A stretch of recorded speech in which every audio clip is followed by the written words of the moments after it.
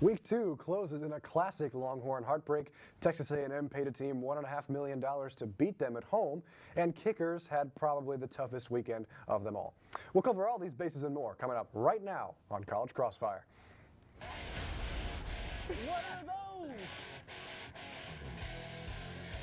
He's coming back for that 2021 MVP. He's better than Josh Allen. He's better than Baker Mayfield. He's not better than Mahomes. I can't say that. Well, Justin Tucker. Give him his 99 rating in Madden. Ceiling is the roof. There is no roof, so they have a pretty high ceiling. SAT or the ACT? let's really see how. That's enough talk. Let's talk.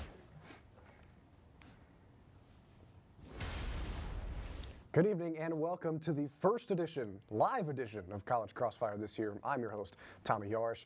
Let's introduce the important people on tonight's show. Our panelists, starting on first base, our reigning, defending, undisputed champion, Ryan Swantkowski. Ryan, how's it going, man? It's going. Great to be back. Excited for, second episode.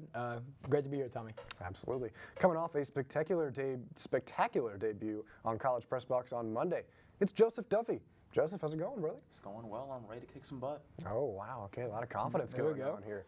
And last but certainly not least, on third base, also coming off an amazing debut on College Press Box this Monday. Around here, we call him Jay Baller, but the U.S. government calls him Justin Goosman. Justin, welcome on in. How's it going? It's going well. Excited to be here. Excited to compete. Let's get this going. Yeah, you really thought we were going to forget your Xbox Live gamer tag, huh? Not around these parts, folks. Not around these parts. Let's get this show on the road. Thanks, guys, for being here. We're going to have a lot of fun tonight. Question number one. I think we all know where I'm going to start with here. Last Saturday, Alabama and Texas, an instant classic that looked a lot like a certain game between the two in 2009. The Crimson Tide held on to win by 1, despite being 3-possession favorites. Now, guys, I'm not one for moral victories, but you very well may be. Do you see the 20-19 loss to Alabama as more of a win for Texas than it was a loss, and why? We'll start with Ryan. Yeah, Tommy, absolutely. I see this as a win for Texas 100% than it is a loss. The Longhorns were 21-point underdogs, I believe, going into the game. They were facing the best quarterback in the nation, the highest-ranked team in the nation, with the best coach of all time, and lost their starting quarterback in the first quarter, and only lost by 1. They also forced Saban the team to have 15 flags, which is the most under Saban ever. So I absolutely see this as a win, and I think everybody was kind of counting the Longhorns out, especially actually myself included. But they kept it a lot closer than I thought, and this was not only a game-changing or a season-changing game, I think it was a program-changing game for them.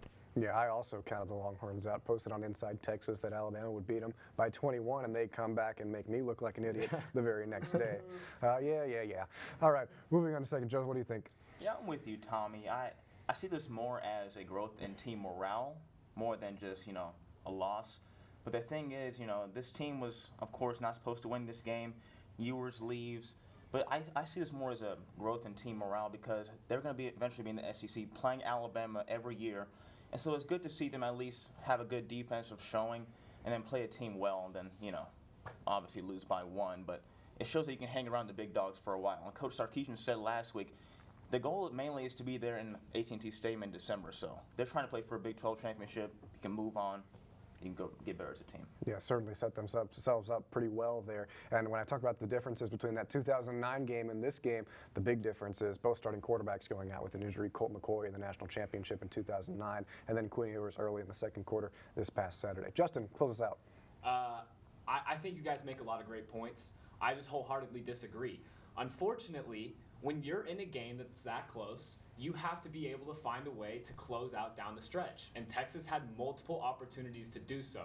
One, they had the ball driving late into Alabama territory, and they weren't able to get a first down. Hudson Card had to take the sack. Texas was forced to kick the field goal. And then the very next possession, multiple different opportunities to stop Alabama with the ball, including a missed sack that led to the game-winning field goal for Alabama.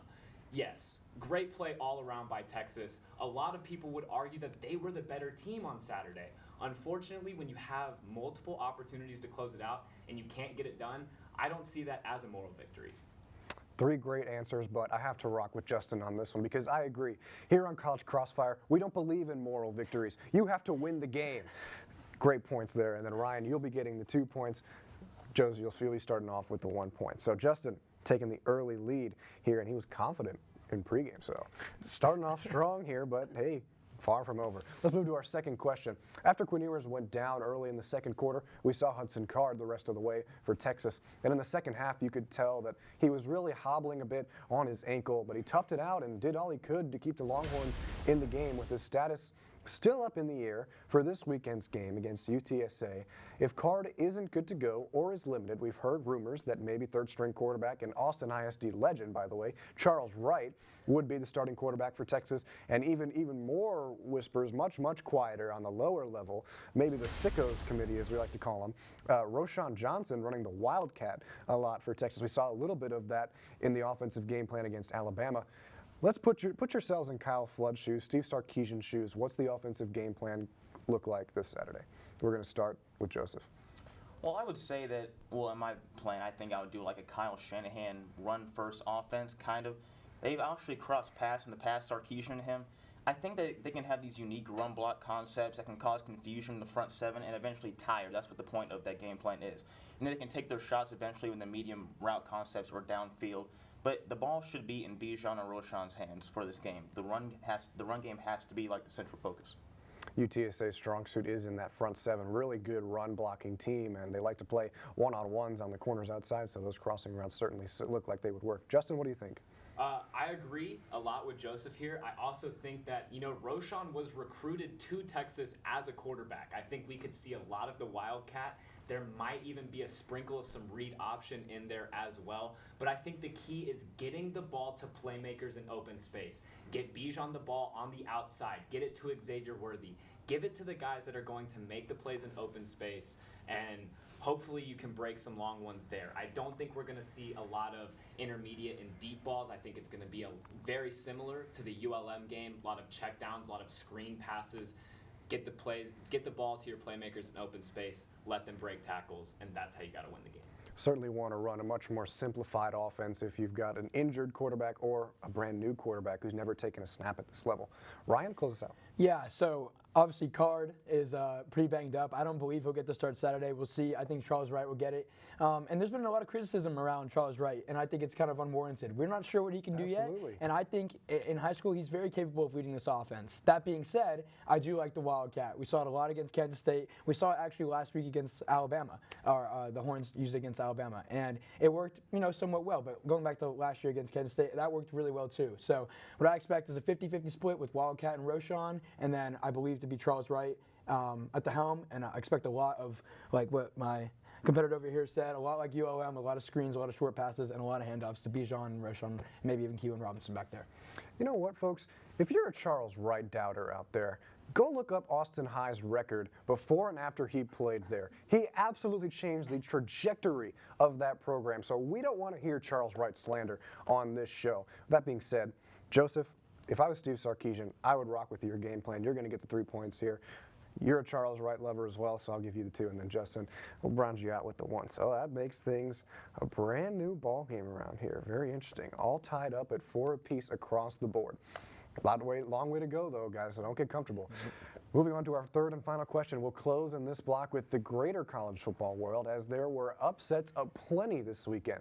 Appalachian State traveled to College Station and defeated Texas A&M 17-14 on their home field. And Marshall ruined Marcus Freeman's first game in South Bend, beating Notre Dame 26-21. Where did that come from? Let's look ahead to this coming week. It's time for some hot takes. You saw that intro at the beginning with all the hot takes from last year, including Matt Marinchak's famous "There is no ceiling, therefore there is no roof." I still think that's the best line ever on this show. Let's look ahead to this coming week. Who shocks the nation and pulls off those kinds of upsets this weekend? Goose, start us out. I'm going to go with probably the biggest potential upset that we could see this weekend. It is Nebraska over Oklahoma, and here is why. Nebraska has played teams close for the last couple years. They haven't been able to get over the hump, and the firing of Scott Froster is going to re-energize this team. Casey Thompson last season played Oklahoma in an amazing game. in the Red River rivalry, throwing for over 400 yards and 5 touchdowns. I think we could see a very similar game from Thompson this Saturday. I also just believe that with the edge given to Nebraska from the Scott Frost firing, we could totally see another number 6 team go down to an unranked team this weekend. Wow. Yeah, the audience likes that one. I don't know, man. Getting rid of Scott Frost and that Nebraska team was already questionable enough, but we'll have to see. I just give the points out around here. Ryan? Yeah, I'm actually going to piggyback off what Goose said. I know we had a little pregame interaction there, and we both yeah, I understood wonder that, why. but, I'm actually going to piggyback off that, though. Firing of Scott Frost is absolutely huge culture change for Nebraska. It needed to be done. They lost a lot of money as a program, actually, for firing him as early as they did. But the main reason for me is that Oklahoma at quarterback, Dylan Gabriel, UCF transfer, does not have that same ability as the Kyler Murrays or the Baker Mayfields that you've seen in the past at OU. This is a pure setup game going into Lincoln, Nebraska. Nebraska has nothing to lose whatsoever, and OU has been tested with UTEP and Kent State. Last time I checked, those teams were not fantastic and were not Power 5. Last statement I'll make about that is that they've actually had less first downs than their competitors in both their 2 games. One was tied, one was less first downs. So they're kind of struggling to move the ball consistently, big plays, but consistently down the field with stride. So that's why I think OU can be upset this weekend in Nebraska. No, wow, okay. So two Cornhusker guys on the panel here to start us out. Yeah, certainly going to be interesting to see that. Joseph, how about you finish it off? Well, I'm going to go with the unusual one. I'm going to do Georgia Tech upsetting Ole Miss in Atlanta at their stadium. This is because simply I like Jeff Sims, a dual-threat quarterback who is streaky at times, but also because you can't overlook how they played Clemson as a team. Don't let that final score fool you. That game was a 2-score game entering the 4th quarter. Some garbage points got Clemson's way. They eventually led to a blowout. And then they put in the backup, which was the quarterback from Westlake. But I think this is an upset mainly because of a raucous Georgia Tech crowd who can get hype at times and in the past has done really well. So I think that they upset Ole Miss at home. Oh, okay. So we got the Rebels getting beat. So fun fact about the Rebels, Juice Kiffin, Lane Kiffin's dog, has never been beat while he's in attendance at a game. So if Juice Kiffin shows up, I don't know how your upset bid is going to be looking. Also, I want to touch on Scott Frost a little bit. I was listening to my favorite college football podcast, The Late Kick with Josh Pate.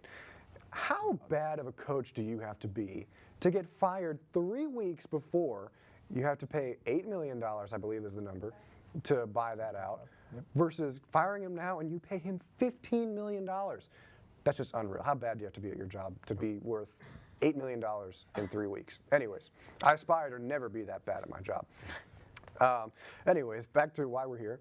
Ryan, I loved your answer. You'll get the 3. Joseph right behind him. Great. I like the uniqueness of your answer. And then Justin, you'll finish it out with the 1.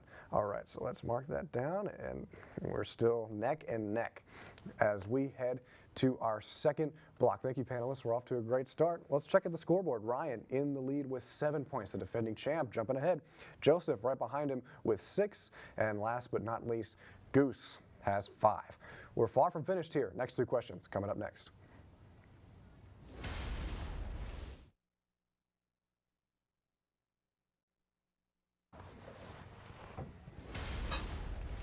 And welcome back on into College Crossfire. Let's give you a quick refresher as to where we are point-wise. In first place, the reigning champion, Ryan, with 7. Right behind him is Joseph with 6, and rounding us out with 5 is Justin. A lot more to go here. Let's get right back to business. After an exciting Saturday in college football, the fun continued all day on Sunday with an arguably equally as enjoyable opening week in the NFL slate. Panelists, this may be premature since it's only week 1, but what team has surprised you the most coming out of the gate? Justin, start us off. I think there were a lot of great games in week 1, and you could argue that there were a lot of teams that surprised the bulk of NFL viewers. But I think the most surprising victory, in my opinion, has to be the Bills' dominance over the reigning Super Bowl champions and the Rams. I think that this Bills team came ready to play. Josh Allen looks like he is once again an MVP candidate. And if you take away some of the turnovers that the Bills typically don't have on any given Sunday, that score may as well have been 50-10 instead of 31-10. The Bills came out ready to go, and they are ready to embark on a Super Bowl journey. Okay, wow. So an already good team getting the impression of Goose here early on in the season. Joe? I got to go with the New York Football Giants, and it's because of the gutsy play calling. Look what they did last year with Joe Judge. This is a team that did a QB sneak on their own 10-yard line. Folks, they're a different team this year simply because their defense and stopping Derrick Henry, holding him under 100 yards, no touchdowns. The gutsy play calling at the end for the 2-point conversion for the win. It has to be the New York Giants. They're a different team this year with Saquon Barkley finally healthy again. Yeah, Saquon Barkley over 100 yards for the first time in a long time, and unfortunately for my fantasy team, Derrick Henry was held below 100. Ryan? Yeah, I'm going to go with the Seattle Seahawks here at home against the Denver Broncos. Russell Wilson making his homecoming return like that. Super emotional game. Actually came out of the tunnel and he was getting booed for some reason after bringing them a ring. Not quite sure how that worked or went, but actually it went pretty well for the Seahawks. If you would have told me that Geno Smith would have taken down the Broncos, who are loaded with Russell Wilson, like I said, a returning and healthy Bradley Chubb, and a new head coach in Nathaniel Hackett from Green Bay, I would have thought you're absolutely crazy. So for the Seahawks to go out and play as well as they did, especially Geno Smith, they shocked the world, they shocked me, they shocked everybody. So, all right. 3 good answers across the board, but I'm going to give the 3 to Joseph. Brian Dabble, opening the eyes in week 1. Ryan, you'll get the 2, and Justin, you'll close us out with the 1. So that means we have a tie for first place. Not going to say who it is. You can go back and do the math on your own. Let's talk some basketball. The WNBA playoffs have been full of fireworks, and this season is winding down with a closeout game on the horizon tomorrow night as Becky Hammon and the Las Vegas Aces are looking for the 3-0 sweep over the Connecticut Sun in the finals. After a close game 1, Vegas dominated the second game of the series with their big 3 of league MVP A'ja Wilson, Chelsea Gray, and Kelsey Plum combining for 67 of their 85 points Tuesday night. Fellas, with the series on the line starting tomorrow, do the Aces close it out, or can Connecticut make this a little bit interesting? Joe, start us off. I think the Aces are way too much to handle, especially with Coach Becky Hammon, who has taken over for Bill Laimbeer. I think that these former college standouts in A'ja Wilson and Kelsey Plum are just way too much for them. They're way too powerful. A'ja's just way too powerful, and also they're just way too physical for them. That's one of the mainstays they have on that team. You hear Coach Pop talk about it last night in the press conference or in the locker room conference afterwards. He's talking about how they're just pressing the ball down their throats and how they were too much to handle. I think this game, well, this series will go at least gentlewoman's sweep, 3-1 at least, or a sweep. So, Aces all the way. All right, gentlewoman sleep on the horizon. Ryan? I'm going to piggyback off Joseph there. I think Aces got this in the bag. If you saw them, the other night, like you mentioned in the intro, their big 3 in Gray, Plum, and Wilson is just absolutely dominating. And like Joseph said, they are very physical, but they're also tremendous shooters. All 3 in the playoffs averaging over 17 points per game. And you go look at the Sun on the other side, the leading scorer has 14 points per game, and then it's just a nice fall off of 12 and 10. So 3 players having 17 points per game each averaging is actually quite outstanding, especially in the finals game. So I think the Aces have looked great. They continue to look great. We're 26 and 10, I believe, normal season. We all knew this was going to be coming, and I think they close it out on Thursday. Yeah, it certainly helps when you have the MVP on your team and 2 other all-pro caliber players. Justin? I'm not going to deviate at all here. We're going to stick with the Aces through and through, and it's simply because when you have players such as Chelsea Gray, Kelsey Plum, and A'ja Wilson, as we have all pointed out, it's simply too much for the Sun to handle. On top of that, Becky Hammon is the best coach in the league, and it's not even close. The Suns simply don't have a chance. I think that they've lost all spirit in this series. The Aces have ripped it right out of them, and I think A'ja Wilson is going to come home with Finals MVP tomorrow night. Yeah, certainly seems like it. The Aces have just dominated this league from top to bottom. A lot of good answers there, Joe. I'm going to give you the 3 again. Justin will get the 2, and Ryan will get the 1. Things are still starting to heat up, folks. Don't go anywhere. All right. Do we have time for that 3rd question, or are we? We're going to go for it? Well, we're going to hear back from some. No, okay. We have been rejected on the 3rd question. So, Dak Prescott, I'm sorry, man. We're not going to talk about you tonight. So, at the end of block number 2, I'm going to give me some time to do this math here. Ryan has 10 points. Joseph has 10 points. Justin right behind them both with 8. We've got a tie for first. Everyone's favorite round, rapid fire, is coming up after this.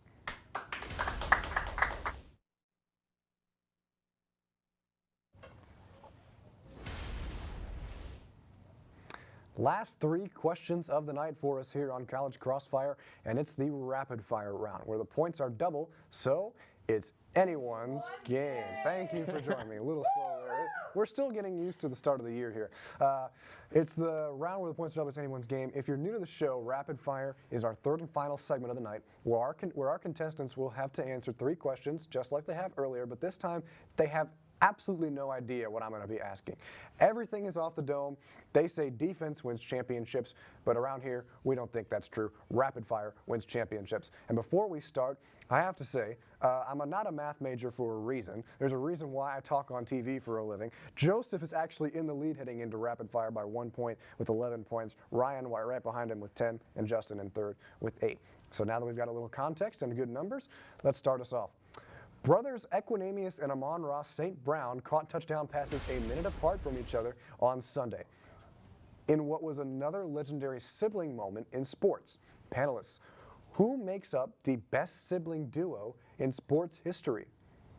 We're not going to start with anybody. You just answer when you've got one. I got to go with the Kelseys. Kelseys. Jason and Travis Kelsey, 2 charismatic men, wildly different from each other, and also 2 great football players. Both have great humor. Both are great players. They got to be the best brother combo. Certainly 2 strong contributors to those 2 teams. All right, we've got one answer down. Yeah, I got one loaded. Steph Curry and Seth Curry. Easy as that. Steph Curry could arguably be one of the best point guards of all time, if not the best. And you got Seth, who's actually been a really good scorer, and throughout his career has actually had a better 3-point percentage than Steph has, which is actually kind of crazy to believe. So those 2 brothers, they're great. They're great people off the court. Just a great family to watch. Yeah, Seth Curry is certainly making a name for himself here the past couple years as a reliable shooter off the bench. Justin? I think the coolest sibling moment has to be the Ball brothers. I mean, you have Lonzo Ball, who has become an absolute true point guard in this league. He can defend, he can pass, he can shoot the ball. And then LaMelo Ball, who is going to be an all-star probably this season. If it were up to me, I think LaMelo Ball is clearly going to be an all-star. And then you have LiAngelo Ball as well, who is making his way through the G League, playing in the Summer League, and doing all he can to get into the NBA as well. Alrighty, fellas. One rapid fire question in. Justin, you're getting the 3. Big baller brand representing here early on. Ryan, you'll get the 2. Joseph, you'll get the 1. Still anybody's game, folks. Moving on to our second rapid fire question, ESPN's headline pregame show College Game Day made a new addition to their already talented desk of hosts by signing Pat McAfee to join the crew. He made his debut this past week when the Game Day crew was here in Austin. So my question to you all is, if you could have your pick of one more member to add to the show, who would it be and why? I would go with the legendary Mark Calloway, the Undertaker from WWE. My favorite wrestler of all time. He is the GOAT of wrestling, in my opinion. I think that he'd be a great guest for them. He's knowledgeable. He also played football and basketball back in his heyday. He was a great standout basketball player from Texas. He's actually from Houston. And I think he'd be a great person on College Game Day. The Undertaker, actually a well-known Longhorn fan, so I think that would be a great addition. He could, maybe Lee Corso picks the wrong head. He just, choke slams him through the table or something. Although, personally, I don't want to see Mr. Corso get tombstoned or anything like that. All right, 2 answers left. Who will it be? Tommy, I don't understand why you're asking this question. I mean, it's clearly you, right? Me? Obviously. Hey. No, that is a great answer. How dare you boo this man? How dare you? Continue, please. I'm so sorry for our rude audience. Seriously, right? Yeah. Look, just the tremendous job that Tommy has done on College Crossfire and hosting other shows around TSTV. I think he'd be a great addition to College Game Day and just an entertaining host to have on. Oh, guys, you are playing the game the wrong way. Justin knows what's good. Ryan, this is going to be tough to live up to, my guy. Oh, man. I'm going to go with the classic here, known around the world. I'm going to go with Snoop Dogg. Everybody loves Snoop Dogg. You saw him at Super Bowl halftime. I mean, he's basically been everywhere at this point. He needs to settle down a little bit. I mean, his personality, tremendous. And, I mean, his picks would be so entertaining. You know he's not going to go off how well the team performs or how good they are at all. They're going to go off their colors, music made out of that city, whatever going on like that. And he's just a personality to have on there, just like Pat is. I think it'd be a great addition to the team. All right, well, I think it's not an easy task to find out who wins this round. Going on fire here in Rapid Fire. Justin gets the 3. Easiest call. You can be mad all you want. You're gonna continue. Please, I like being booed. And then Ryan, you're going to get the 2. Joseph, you get the 1. All right, so we have a tie for first place heading into our rapid fire question. Again, I'm not telling you what the tie is. You can do the math. We're going to end on a really good one right here. I've been looking forward to this. This was by far my favorite question on the slate. It's been a really tough couple of weeks for kickers in football. Missed extra points and field goals have been the difference makers in plenty of games so far this football season. Guys, put yourselves in the shoes of a special teams coordinator whose assignment is to ensure that your kicker never misses another field goal in his entire career. What drills are you putting him through? You got to dive deep into the playbook here to think about this one. I personally am making him kick a 45-yarder about 15 times. Every single miss is 3 miles that kicker has to run. Because wow, if you have to run 3 miles for every kick you miss, and you got 15 kicks, even one missed kick, and your kicker has to run laps around the field. I mean, they're not going to want to miss a kick. They'll never miss a kick. You miss 3 kicks, that's 9 miles. Simple math. These kickers aren't going to miss kicks if they have to run. Well, athletics programs, if you're looking for a good kicker and an All-American cross-country runner, hire this man. All right, fellas. 2 more. You want to take it? You want to go ahead? You want to go? Man, I'm trying to think. Oh, man. All right, first things first, I would say in practice you have a big automated scoreboard behind the field goal unit back there, the field goal post, and me. And they're playing anything and everything from heavy metal to video games to literally anything you can put on that screen and distract the kicker.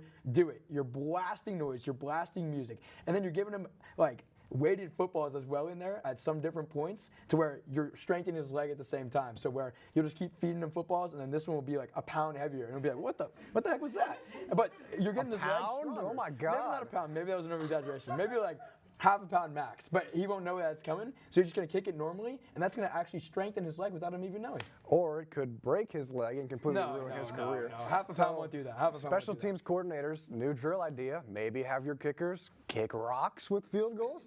Strengthen their leg, I guess, according to Ryan Swantkowski here. Joe, you're the last one. This could be a little abusive, but I think if you miss Oh no, that's not a good way to start. if you miss a kick, you get kicked. So I think that if you shank it wide left, you got what's coming to you. So you can get kicked. It's coming your way. You didn't practice hard enough. It should be coming your way. You get kicked.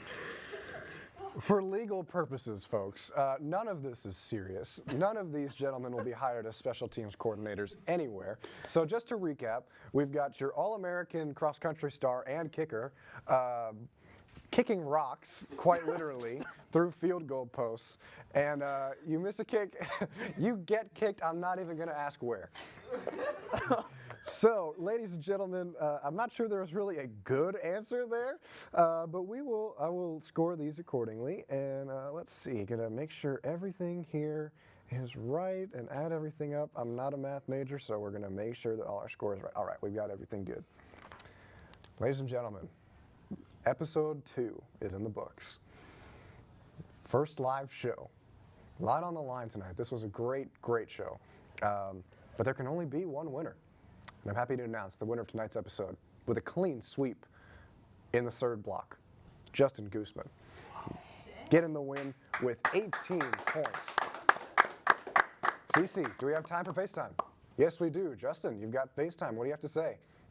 I just want to thank everybody for having me on. Tommy, I appreciate it. This was a super fun show, but I have to say, if there's one thing that we're going to look forward to next week, it has to be that Oklahoma-Nebraska game. I'm telling you, keep an eye out for Casey Thompson. And also to watch out for, according to you, next week, I will be making my college game day debut out at Appalachian State. Oh, yeah. Well, you can boo me out there, too. I'll buy you a plane ticket. Congratulations to our winner, Justin. And guys, Ryan, thank you so much for coming on. This was a lot of fun. You guys are all winners in my book, even though we don't believe in moral victories around here, so don't get too confident. But Justin will be joining us next week as the reigning champion.